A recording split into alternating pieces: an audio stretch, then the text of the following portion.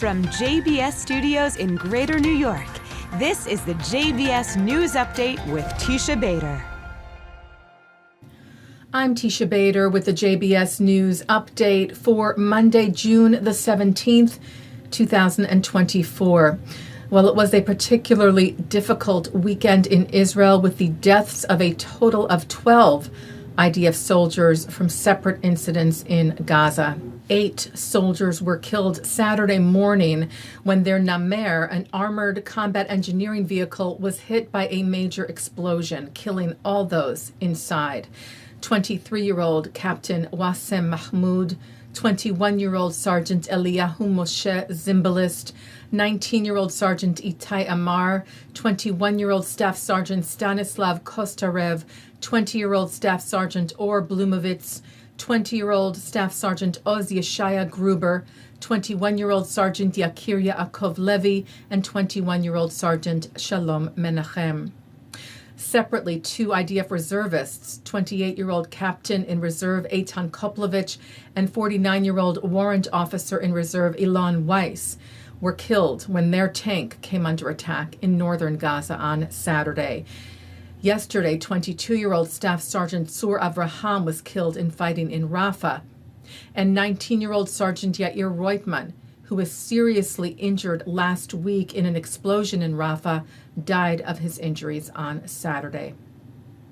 Israeli Prime Minister Benjamin Netanyahu told the Israeli public on Saturday, "Today we paid a heart-rending price in our just war in defense of our homeland. With deep sorrow and in heavy mourning, I bow my head together with all citizens of Israel and weep over the fall of our heroic fighters."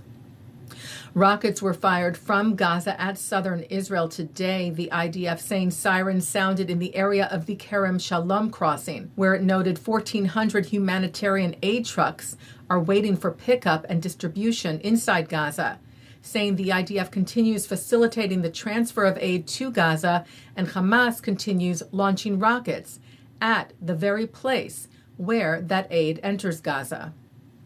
The IDF also continues to defend its northern border with Lebanon as rocket attacks from terror group Hezbollah continued this weekend, with the IDF responding, hitting terror infrastructure, and taking out terrorists, including today it shared a key operative in a Hezbollah rocket and missile unit.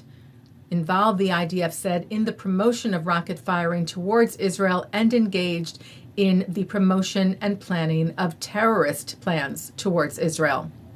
Yesterday, IDF international spokesperson Rear Admiral Daniel Hagari weighed in on the increased aggression from the Iranian-backed Hezbollah and risk of a potential wider escalation.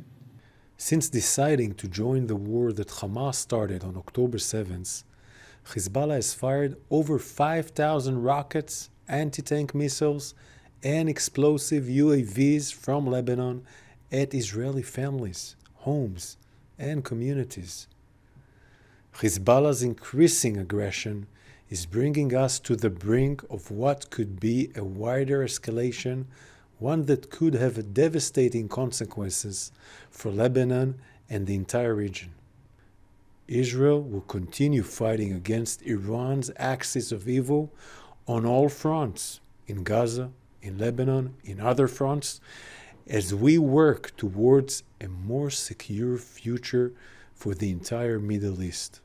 Prime Minister Netanyahu today met with U.S. Presidential Special Envoy Amos Hochstein in Israel for the 4th time since October the 7th.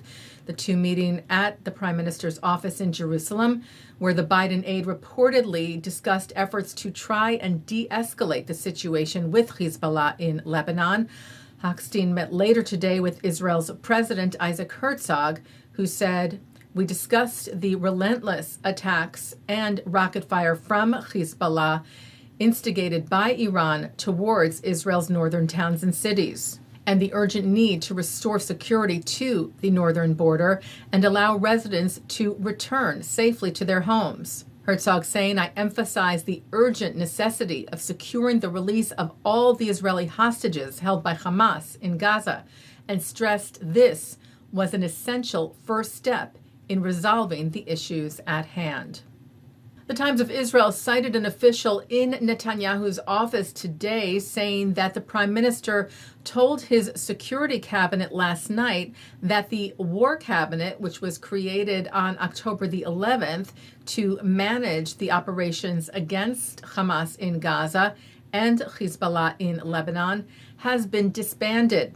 It is now understood that Netanyahu and Israel's defense minister Yoav Gallant will hold consultations with relevant parties to make key decisions on the war, which will then go through the security cabinet.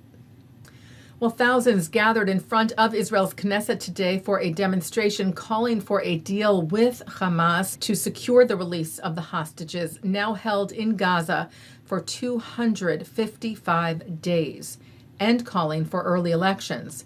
Inside the Knesset today, some hostage family members held a series of meetings, also pushing for a deal.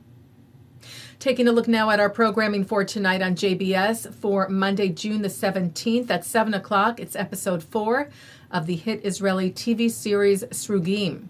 At 7:30, Israeli director Idan Haguel talks about his film Concerned Citizen.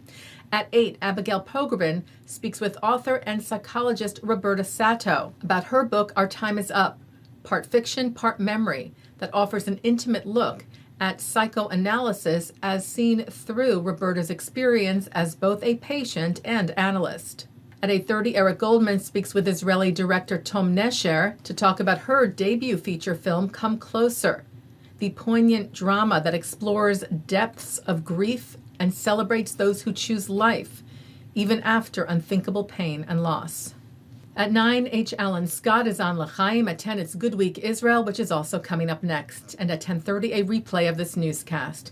And that's the JBS News Update for Monday, June the 17th, 2024. I'm Teisha Bader. Am Yisrael Chai.